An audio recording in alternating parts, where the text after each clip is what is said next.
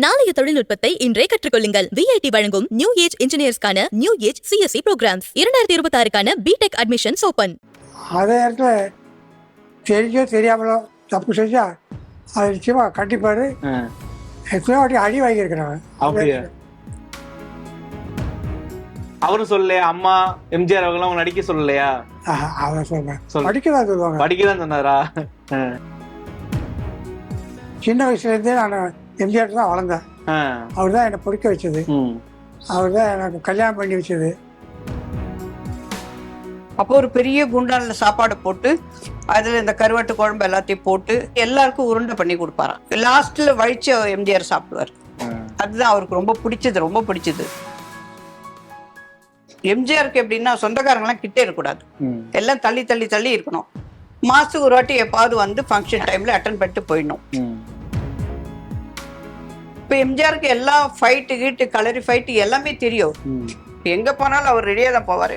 காருக்குள்ள அவ்வளவு பொருள் இருக்கு அவருக்கு. அந்த அந்த கத்தி துப்பாக்கி எல்லாமே வச்சிருப்பாரு. சார் வணக்கம். எப்படி சார் இருக்கீங்க? உங்களை பார்த்ததுல ரொம்பவே இன்னைக்கு எனக்கு சந்தோஷம். ஏன்னா ஜானகி அம்மாவோட பையன் நீங்க. ஸோ எம்ஜிஆர் அவங்களால வளர்க்கப்பட்ட மகன் அப்படின்னே சொல்லலாம். ஸோ இந்த சின்ன வயசு மெமரிஸ்ல இருந்து நம்ம அப்படியே பேச ஆரம்பிக்கலாம். சின்ன வயசுல எம்ஜிஆர் அவங்களை பார்த்தது, அவர் உங்களை வளர்த்ததுன்னா எவ்வளவு ஞாபகம் இருக்கு உங்களுக்கு? எல்லாமே இருக்கும்னு சொல்ல முடியாது. சரி சரி, உங்க ஞாபகம் இருக்கிறத நீங்க ஞாபகம் இருக்கிறத சொல்லுங்க. ஸோ ஃபர்ஸ்ட் நீங்க அவரை பார்த்தது, எம்ஜிஆர் அவங்களை பார்த்ததுலாம் ஞாபகம் இருக்கா? எனக்கு தெரிஞ்சு நான் ஒரு 10 வயசு பையன். 10 வயசு பையன். அப்போலேருந்து அதை பார்க்க. ஸோ உங்களை எப்படி கூப்பிடுவார் அவரு? உங்ககிட்ட எப்படி பேசுவாரு? ஏன்னா என் பேர் சுரேந்திரன். அதில் சுல்தான் கூப்பிடுவாங்க. ஆனால் எம்ஜிஆர் கூப்பிட்டு ஒரே நேம் சுரேந்திரா ஃபுல்லாகவே கூப்பிடுவாரு. சுரேந்திரா இங்கே வா, சுரேந்திரா போ அப்படிதான் சொல்லுவார். உங்ககிட்ட ரொம்ப ஸ்ட்ரிக்டா இருப்பாரா இல்லை நல்லா ஜாலியா உங்ககிட்ட பேசி விளையாடுவாரா? ஜாலியாக இருக்கிற நேரத்தில் ஜாலியாக இருப்பார். அதே இடத்துல தெரிஞ்சோ தெரியாமலோ தப்பு செஞ்சா அது நிச்சயமா கண்டிப்பாரு. எத்தனையோ வாட்டி அடி வாங்கியிருக்கிறாங்க. அப்படியா? சரி, ஜாலியா இருந்த ஏதாவது ஒரு ஞாபகத்தை சொல்லுங்க. உங்ககிட்ட ரொம்ப ஜாலியா பேசின ஏதாவது ஒரு சம்பவம் ஞாபகம் இருக்குல்ல, அதை சொல்லுங்க. 1லேருந்து 20 வாய்ப்பாடு கேட்பாரு. அதில் ஒரு 8 வரைக்கும் தான் சொல்ல முடியும். அதுக்கு மேலே தப்பு வராது. நான் சொல்ல மாட்டேன். 8 எடுத்துக்குவேன். இன்னும் 8 எடுத்துக்கிட்டேன். 9 சொல்லு, 10 சொல்லுவார். இல்லைங்க சாமி இருப்பேன். இப்படி படிக்கலை. ஷூட்டிங் பார்க்க போனது ஞாபகம்லாம் இருக்கா? ஷூட்டிங் போகல, அவ்வளோதான். அவரோட சினிமாக்கெல்லாம் போயிருக்கேன். எந்த இங்கிலீஷ் படம்லாம் போவார். தியேட்டர்லேயே போய் பார்ப்பாரு. அப்போ என்னையும் கூப்பிட்டு போவார், அம்மாவையும் கூப்பிட்டு போவார், எங்கள் ஃபேமிலியோட கூப்பிட்டு போவார். அவரோட நிறைய படம் பார்த்துருக்கேன், இங்கிலீஷ் படம். சரி, அம்மாவுமே நடிகை, எம்ஜிஆர் அவர்களும் நடிகர். ஸோ உங்களுக்கு நீங்க நடிப்புல உங்களுக்கு ஆர்வம் இருந்துச்சா? எனக்கு நடிக்கிறதுக்கா? ஏன்னா அப்பா அம்மா 2 பேருமே சினிமா துறையில தானே இருந்தாங்க. உங்களுக்கு அந்த ஆர்வம் இருந்துச்சா சின்ன வயசுல? எனக்கு அந்த ஆர்வமா? அப்போ ஆர்வம்லாம் கிடையாது, இருக்கும். ஆனா நடிக்க மாட்டேன். அவரும் சொல்லலையா? அம்மா எம்ஜிஆர் அவங்க நடிக்க சொல்லலையா? அவன் சொல்றேன் படிக்கதான் சொல்லுவாங்க. படிக்கதான் சொன்னாரா? நடிக்கவே கூடாது, படிக்கணும். படிப்பு தான் முக்கியம். நீ படிச்சு நல்லா பின்னாலே அப்புறம் நீ நடிக்கிறியோ இல்லையோ அது அப்புறம். முதல்ல இப்ப நீ கவனிக்க வேண்டியது படிப்பு தான், நடிப்பு இல்லை அப்படின்னு. அடிச்சதுக்கு அப்புறம் கொஞ்சம் வாரா அடிச்சிட்டோமேனு. ஆமா. அதுக்கப்புறம் உங்களுக்கு சாப்பாடுலாம் ஊட்டுவாராமே அவரு? ஆமா, ஊட்டுவாரு. அது ஒரு மூடை பொறுத்து இருக்கு. நல்ல மூடா இருந்ததுன்னா ஊட்டுவாரு. இல்ல வெளியூருக்கு திருச்சி மதுரை இந்த காரில் போகும்போது என்னையும் கூட்டு போவாரு, ராமுவை கூட்டு போவாரு. ராமு சக்கரபாணியோட அவரோட பையன், அண்ணன் பையன், பெரிய பையன். அவன் நானும் ராமுவும் ஒரு செட்டு, அப்பு பிரபா ஒரு செட்டு, சந்திரன் சுகு ஒரு செட்டு, லீலா விஜி ஒரு செட்டு, ராஜீவ் பாலு ஒரு செட்டு, எல்லாம் செட்டா தான் நாங்க விளையாடுவோம். சரி சரி. அப்போ வெளியூருக்கெல்லாம் போகும்போதுதான் என்னையும் சக்கரபாணி பையன் தான் கூட்டு போவாரு. அவன் தான் என் வயசுக்கு, என்னுடைய ஏஜ். அவன் தான் மூத்தவன், சக்கரபாணியோட மூத்த பையன். எங்களை தான் கூட்டிட்டு போவாரு, வெளியூருக்கெல்லாம் போவாரு.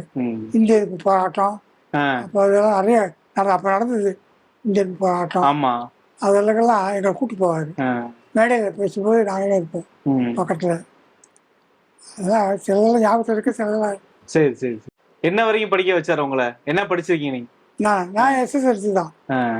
அதுக்கு மேல படிக்க தான் படிக்கணும்னு தான் அவர் நினைப்பாரு. ஆமா. எனக்கு படிப்பு வரலையே. சோ அதனாலதான் அவங்களை வந்து அவர் படிக்க சொல்லி ரொம்ப திட்டிட்டே இருந்திருக்காரு, அவங்களுக்கு படிப்பு வரலன்னு சொல்லுவாரு. படிச்சாதான் சாப்பாடு இருந்தாரு.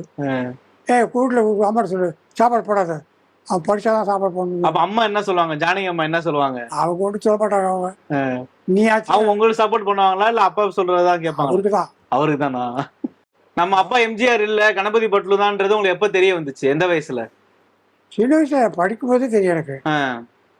ஸ்கூல் போகும்போது என்ன சின்ன வயசுல இருந்தே நான் எம்ஜிஆர் தான் வளர்ந்தேன். அவர் தான் என்னை பிடிக்க வச்சது. அவர் தான் எனக்கு கல்யாணம் பண்ணி வச்சது. குழந்தைங்களெல்லாம் அவர் தான் வந்து கல்யாணம் பண்ணி வச்சது. எல்லாமே அவர் தான். அவர்கிட்ட வந்ததுலேருந்து அதுக்கப்புறம் கணபதி போட்டு நான் பேசுறதும் கிடையாது, அது கான்டாக்டும் கிடையாது. வளர்ந்ததுக்கு அப்புறமும் கான்டாக்ட் கிடையாது? கான்டாக்டே கிடையாது. இவர்கிட்ட வந்த பிறகு இப்போ நான் குழந்தையிலேருந்து இவர்கிட்ட வந்துட்டேன். நீங்க ஒரு ஆளே போதும் நினைச்சுதான் அவங்க 2 பேரும் குழந்தை பெத்துக்கலையா? அவங்களுக்குள்ளே ஒரு முடிவுக்கு வந்துட்டாங்க. ஒரு பிள்ளை இருக்கான்ல அது போதும், அவன் எனக்கு தான் பிறந்தான் அப்படின்னு வருவார். நினைச்சுக்கோ, அவ்வளோதான், நான் தான் அவனுக்கு அப்பா எல்லாம். இவன் குழந்தைய வேணாம், ஒன்று வேணாம், ஒரு பையனோட எடுத்துக்கோ. அம்மா ஆப்ரேஷன் பண்ணிட்டாங்க, வேண்டான்னு. சினிமால இருந்துட்டு அரசியலுக்கு போனார்ல, ஆமா. அப்போ வீட்டுல இருக்க சூழ்நிலை எப்படி இருந்தது? அவரு அரசியலுக்கு போனது, முதல் எலெக்ஷன்லயே சிஎம் ஆனது, வீடு ரொம்ப பரபரப்பா இருந்திருக்கும்ல, அது உங்களுக்கு ஞாபகம் இருக்கா? அந்த வயசு ஞாபகத்தில் இல்லைங்க. JRS போட்டோ ஸ்டுடியோன்னு ஒன்று வச்சிருந்தேன். J Janaki, R Ramachandran, S Surendran. JRS photo studio ராயப்பேட்டையில வச்சிருந்தீங்க? லாக்ஸ் ரோட்ல. அப்புறம் சிஎம் ஆகும்போது நீங்க போட்டோ ஸ்டுடியோ வச்சிருந்தீங்க? அவர் தான் எனக்கு வச்சு கொடுத்தது. அவருக்கு எல்லாம் வச்சு கொடுத்து நான் அந்த போட்டோ ஸ்டுடியோ வச்சிருந்தேன். உங்களுக்கு அதுலதான் ஆர்வம் இருந்துச்சா? போட்டோகிராஃபில தான் ஆர்வம் இருந்துச்சா? போட்டோகிராஃபி. உங்களுக்கு அரசியல்லே ஆர்வம் இல்லையா உங்களுக்கு? அதுல இன்ட்ரெஸ்டும் கிடையாது. அரசியல்ல வர்றது அவருக்கும் பிடிக்காது. அவருக்கும் பிடிக்காது. வணக்கம் மேம். வணக்கம். உங்க பேர் சொல்லுங்க, உங்களை பத்தி சொல்லுங்க. மீரா சுரேந்தர். நான் மீரா. 81ல கல்யாணம் ஆச்சு எனக்கு. எங்களுடைய மாமா அத்தை பையன். ஏன்னா இப்ப வந்து இப்ப சார் வந்து சில விஷயங்கள் நம்ம கிட்ட சொன்னாரு, சில விஷயங்கள் அவருக்கு ஞாபகம் இல்ல. இப்போ அவர் உங்ககிட்ட நிறைய விஷயம் சொல்லியிருப்பாருல, எம்ஜிஆர் அவர்களை பத்தி, அவர் எப்படி வளர்த்தாரு, அவர் கூட படத்துக்கு போனது, அவர் கூட ஷூட்டிங் பார்க்க போனது, சோ இதெல்லாம் சொல்லியிருப்பாங்கல்ல. சோ அது உங்களுக்கு எவ்வளவு தூரம் உங்களுக்கு ஞாபகம் இருக்கு அவர் சொன்ன விஷயம்? அவரு சக்கரபாணி இவங்க பசங்க எல்லாம் 10 வயசுல எல்லாம் ஒன்னா வளர்ந்தாங்க. அப்போ வந்து எம்ஜிஆர் கூப்பிடுவாரு எல்லாரையும் சாப்பாட்டுக்கு வாங்க. ஷூட்டிங் போயிட்டு வந்த உடனே ஷூட்டிங்ல சாப்பிட மாட்டாரு எம்ஜிஆர், வீட்டுல வந்துதான் எல்லாருக்கும் கொடுப்பாரு சாப்பாடு. அப்போ ஒரு பெரிய குண்டான்ல சாப்பாடு போட்டு அதுல இந்த கருவாட்டு குழம்பு எல்லாத்தையும் போட்டு எல்லாம் இவர் சொன்னதுதான். எல்லாம் உருட்டை பண்ணி எல்லா பசங்களையும் ரவுண்டா எல்லா பசங்களையும் உட்கார வச்சு, சக்கரபாணி பசங்க அத்தனை பேரையும் இவரு உட்கார வச்சு எல்லாருக்கும் உருண்டை பண்ணி கொடுப்பாராம். அது ஒரு உருண்டை முடிக்கிறதாங்கட்டி கரெக்டா இருக்கும், இன்னொரு உருண்டை பிடிச்சி ரவுண்டு வர்றதுக்கு சரியா இருக்கும். அப்ப எல்லாரும் சாப்பிடுவாங்க. அப்படி லாஸ்ட்ல வழிச்சு எம்ஜிஆர் சாப்பிடுவார். அதுதான் அவருக்கு ரொம்ப பிடிச்சது. உங்ககிட்ட உங்க மாமியார் வந்து இந்த விஷயங்கள்லாம் சொல்லியிருப்பாங்கல்ல? இல்ல, அவங்க வந்து அவ்வளோவெல்லாம் ஷேர் பண்ண மாட்டாங்க. எம்ஜிஆருக்கு எப்படின்னா சொந்தக்காரங்க எல்லாம் கிட்டே இருக்கக்கூடாது, எல்லாம் தள்ளி தள்ளி தள்ளி இருக்கணும். மாசத்துக்கு ஒரு வாட்டி எப்பாவது வந்து ஃபங்க்ஷன் டைம்ல அட்டன் பண்ணிட்டு போயிடணும். அப்ப நாங்களும் அப்படிதான், எங்களுக்கும் தனியா வீடு வாங்கி கொடுத்து நாங்க தனியா தான் இருப்போம். எப்பாவது போவோம், அவங்க கையில காபி டீ சாப்பிடுவோம், சாப்பாடு சாப்பிடுவோம், வந்துருவோம், அவ்வளவுதான். வேற ஏதாவது இப்ப ஷூட்டிங் போன இப்ப ஆயுதம் படம் மாதிரி வேற எங்கேயா போன ஞாபகங்கள்லாம் சொல்லியிருக்காரா? சொல்லியிருக்காரு அவரு. ஏதாவது ஒரு சம்பவம்? ஆமா, ஒரு வாட்டி வந்து இவங்கெல்லாம் பசங்களை இவரு ராமு கூட்டிகிட்டு ஷூட்டிங் போகும்போது டிரைவர் மேனேஜர் எப்பவுமே எம்ஜிஆர் கூட ஒருத்தர் இருப்பாரு, ஒரு பிஏ ஒருத்தர் இருப்பாரு, டிரைவிங், அவ்வளவுதான். 4 பேரும் அந்த 4777 எங்க கிட்ட தான் இருக்கு, அந்த வண்டியில போயிட்டு இருக்கிறாங்க. அப்போ திடீர்னு ஒரு இடத்துல காட்டு, இப்ப எந்த இடம் தெரியலது, ஒரு காடு மாதிரியா இருக்கு. அங்க ஒரு 5-6 மரத்து மேல இருந்து படான்னு ஒரு கொஞ்சம் பேரு திடீர்னு ஒரு சொம்பு போட்டாங்க. சொம்பு போட்டோடனே காரு நின்று போச்சு. காரு நின்ன உடனே என்ன பண்ணிட்டாங்க, வண்டி நிறுத்துறான்னு எம்ஜிஆர் சொல்லிட்டாரு. நம்ம டிரைவர் உடனே நிப்பாட்டிட்ட உடனே எல்லாரும் ஒரு 10-20 ஆம்பளைங்க வந்து குவிஞ்சிட்டாங்க. குவிஞ்சு, இறங்கடா, காரை விட்டு இறங்கடா, உள்ள இருக்கிறதெல்லாம் எங்களுக்கு வேணும், நீ இறங்க, முதல்ல இறங்க, உள்ள எல்லாம் நாங்க எல்லாம் செக் பண்ணி எல்லாத்தையும் நாங்க எடுத்துக்கிறோம் அப்படின்னாங்க. எம்ஜிஆர் சொன்னாரு, நாங்க இறங்க மாட்டோம், நீ என்ன பண்றிய பண்ணு அப்படின்னாரா. ஆனா இவங்களுக்கு முதல்ல யாரு தெரியல, இந்த ஜனங்களுக்கு. யாரும் இவ்வளவு தில்ல குரல் கொடுக்குறான், நம்ம இவ்வளவு பேர் காரை சுத்தி நிக்கிறோம், எவனோ ஒருத்தன் அவ்வளவு தில்ல குரல் கொடுக்குறானே. இப்ப எம்ஜிஆருக்கு எல்லா ஃபைட்டு கீட்டு கலரி ஃபைட்டு எல்லாமே தெரியும். எங்க போனாலும் அவர் ரெடியா தான் போவாரு. காருக்குள்ள அவ்வளவு பொருள் இருக்கு அவருக்கு, அந்த அந்த கத்தி துப்பாக்கி எல்லாமே வச்சிருப்பாரு. அப்போ அது இப்போ வந்து இவங்க எல்லாரும் சேர்ந்து வரும்போது யார போய் பாடுறா, யார எவனோ உள்ள ஸ்ட்ராங்கா ஒருத்த உட்காந்துக்கிறேன் யாருன்னு பார்க்கலான்னு பார்த்துட்டு தீப்பெட்டி குச்சி, தீப்பெட்டி எடுத்து கொளுத்து பாரியா யாரையான் கொளுத்து பார்த்தா எம்ஜிஆர். தலைவரியா அப்படின்ட்டு எல்லாரும் காலில் விழுந்துட்டாங்க. தலைவரியா மறைச்ச நம்ம சார் மன்னிச்சிரு சார் சொல்லிட்டு எல்லாரும் விழுந்துட்டாங்க. இவங்க 2 பேரும் சின்ன பசங்க பயந்துட்டாங்க 2 பேரும். அப்புறம் எம்ஜிஆர் எல்லாரும் இன்னொரு வாட்டி இந்த மாதிரி பண்ணாதீங்க சொல்லி எல்லாருக்கும் 100 ரூபா கொடுத்தாரு. உங்க கல்யாணம் பண்ணும்போது போட்டோ ஸ்டுடியோ வச்சிருந்தாரு அவரு? ஆமா, இது கல்யாணத்துக்கு அதுக்கு முன்னாடியே ஒரு ஸ்டுடியோல தான் இருந்தார், வேலை செஞ்சிருந்தாரு. எத்தனை வயசு வரைக்கும் போட்டோ ஸ்டுடியோ வச்சிருந்தாரு? அவரு 18 வயசுல இருந்தே வச்சு. எத்தனை வயசு வரைக்கும் வச்சிருந்தாரு? அந்த ஒரு வேலை மட்டும் தான் பாத்துட்டு இருந்தாரா, அதுக்கப்புறம் வேற ஏதாவது வேலை மாத்தினாரா? இல்ல அது ஒரே வேலை தான். ஷூட்டிங் வீடியோ ஷாப் வச்சிருந்தாரு அங்க லாயஸ் ரோட்ல. 50 வயசு வரைக்கும், அம்மா இறக்குற வரைக்கும் வீடியோ கடை இருந்தது. அம்மா இறந்த உடனே இவருக்கு ஹார்ட் அட்டாக் ஆயிடுச்சு. இவருக்கு அம்மா போயிட்டாங்களேன்ற அந்த இது. அப்புறம் அந்த ஷாப் எல்லாம் நாங்க வேண்டான்னு வச்சுட்டோம். லாயஸ் ரோட்ல இருந்து காலி பண்ணி, மயிலாப்பூர்ல இருந்து காலி பண்ணி சாலிகிராமம் வந்துட்டோம். நீங்க எம்ஜிஆர் பார்த்த ஞாபகம் இருக்கா? நீங்க உங்களை போய் பாத்துருக்கீங்களா? நீங்க பொங்கலுக்கு ஒரு வாட்டி போயிருக்குது, 2-3 வாட்டி அவ்வளவுதான். ரொம்ப அவரு வந்து சொந்தங்களை எல்லாம் ரொம்ப சேர்க்க மாட்டாரு அவரு. அதனால ரொம்ப கல்யாணம் வரைக்கும் கூட வச்சிருந்தா, கல்யாணத்துக்கு அப்புறம் அப்புறமா தனி வீடை வாங்கி கொடுத்து எங்களை தனியா, நீங்க எல்லாம் எதுக்கு வராதிங்க, அவங்கவுங்க எல்லாருக்குமே அதான், யாரு வளர்த்தாங்களோ கொள்ளாங்க எல்லாருக்குமே அவங்கவுங்க வீடு அவங்கவுங்க குழந்தை குட்டியோட இருந்துக்கோ, எப்பாவது இங்க வந்து ஃபங்க்ஷன் ஆகி அட்டன் பண்ணிட்டு போயிடுங்கன்ற மாதிரி. நீங்க வந்து நடிகர் ரமேஷ் கண்ணா அவர்களோட தங்கச்சி? ஆமா, சொந்த தங்கச்சி தான்.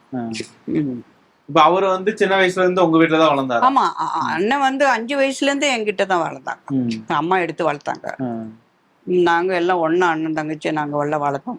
அப்புறம் அம்மா தான் கல்யாணம் பண்ணி வச்சாங்க. அம்மா இருக்கும்போது தான் ஷூட்டிங் படத்துல சான்ஸ் கிடைச்சு. அசிஸ்டன்ட் டைரக்டர் அண்ணனுக்கு சினிமா பைத்தியம் ரொம்ப. அவன் அப்படியே சினிமாலே போய் இன்னைக்கு ஆளாயிட்டான். ஏவிஎம் சரவணன் சாரும் நீங்களும் கிளாஸ்மேட்டா சார்? எங்க படிச்சீங்க ஒண்ணா?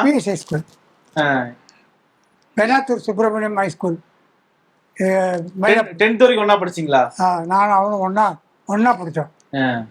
அதுக்கப்புறம் அவர் வந்து படம் எடுக்க போயிட்டாரு, தயாரிப்பாளர் ஆயிட்டாரு. அதுக்கப்புறம் உங்களுக்குலாம் பேச்சுவார்த்தை இருந்துச்சா? நீங்க பேசிட்டு இருந்தீங்களா? போன மாசம் பார்த்தேன். எங்க பொண்ணு கல்யாணத்துக்குலாம் வந்திருந்தாரு அவரு. பொண்ணு கல்யாணத்துக்குலாம் வந்தாரு. என் கூட படிச்சவன் தானே அவன். ஆமா ஆமா, ஒரே கிளாஸ்மேட் 2 பேரும். அவரு எல்லா ஸ்டேஜ்லயும் சொல்லுவாரு, நானும் சுரேந்திரன் ஒன்னா படிச்சோம்னு எல்லாம் சொல்லுவாரு. இவரு ஃபேமிலி குடும்பம்னு அப்படியே இருந்துட்டாரு. அவரு எல்லாருக்கிட்டையும் அந்த ஃப்ரெண்ட்ஷிப் லாஸ்ட் வரைக்கும் கண்டினியூ பண்ணாரு.